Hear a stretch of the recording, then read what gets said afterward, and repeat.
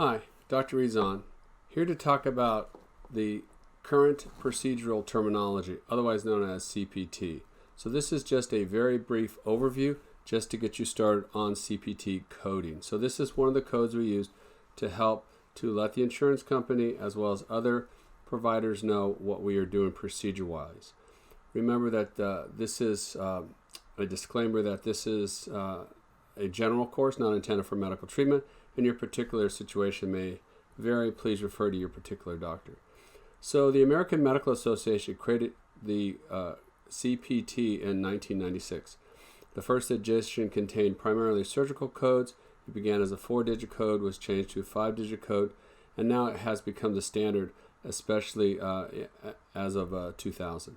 CPTs are listed as descriptive terms, guidelines, and procedural codes for reporting medical services and procedures. The purpose of CPT is to provide a uniform language that describes medical and surgical diagnostic tools. It's used as effective communication among physicians, patients, and especially third-party payers, which are insurance companies. CPT is used for reporting medical procedures and third parties for payment. They're also used and tracked to develop medical review guidelines. It's also good for medical research as well as medical education. So who decides? The AMA is the one that decided on all of these. The panel is made up of 17 members. 11 are nominated by the AMA, and others are nominated by the various entities such as Blue Cross, Blue Shield, and the Center for Medical Services, which is CMS, which is Medicare. And they can stay on the board for any number of years. So you will hear a term called E&M codes, which stands for Evaluation and Management Services. So in primary care, especially in the office basis, we will be looking at trying to come up with a code for that. Especially, they usually start with a 9 code. And then there's anesthesia, surgery. All of the different specialties have their own code, and they usually start with a different number.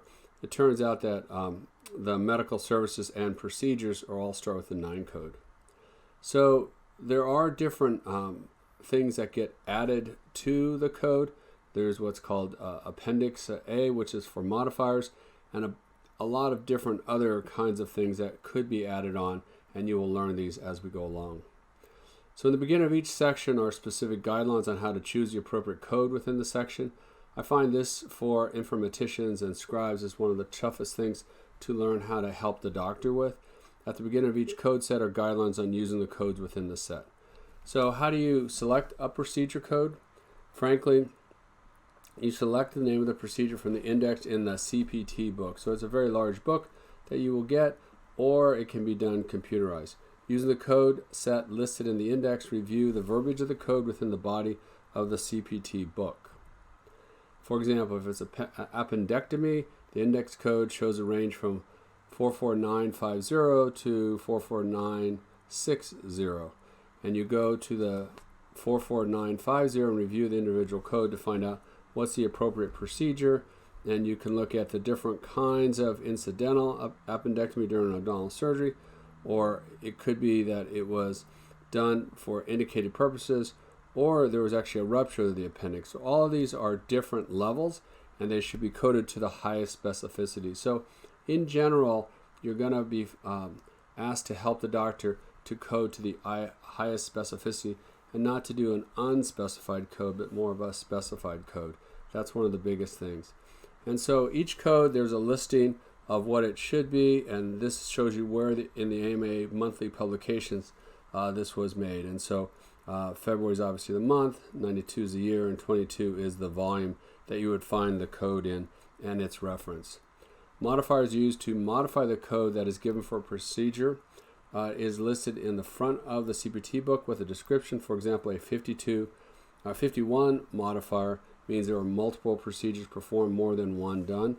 Or at 52, it was a reduced service, that it was something that was not nearly as complicated as they thought.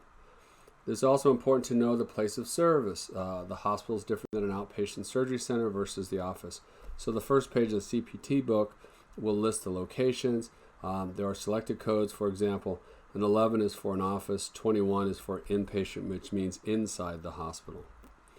Once you have selected the procedure code for the service, place of service, and the modifiers, add the diagnostic code to that procedure, and that's an ICD-10 code. So the CPT are for the procedure, and the actual diagnostic code would be an ICD-10 code.